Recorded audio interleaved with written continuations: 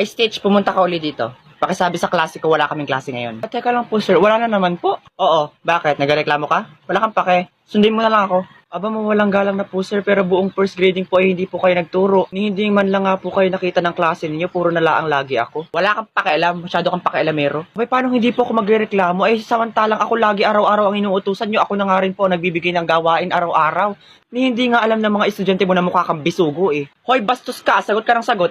Bakit naman ako naging bastos? Sinilipan ba kita? Eh halos nga amoy crackling siyang singit mo, amoy na amoy ko hanggang dito. Silipan pa ba kita? Yuck. Ikaw bata ka, sagot ka ng sagot, isusumbong kita sa guro mo, kala mo, nang magtanda ka. Pwes, isusumbong naman kita sa principal na hindi ka nagtuturo, tapos ako pa yung inaabala mo. Buti sana kung binibigay mo sa akin sweldo mo, okay pa. So ayun, naiinggit ka pala sa akin kasi sumesweldo ako kahit hindi ako nagtuturo. Ba't di mo na lang kaya ako gayahin? Bobo nito. Utot mo, gayahin mo. Sorry pero hindi ako nagaya ng mga mukhang umang, may taste ako no. Sige, subukan mo magsumbong at humanda ka sa akin. So ano gagawin mo ha? Bubugbugin mo ako, abangan mo ako sa labasan ha, ipapabugbog mo ako.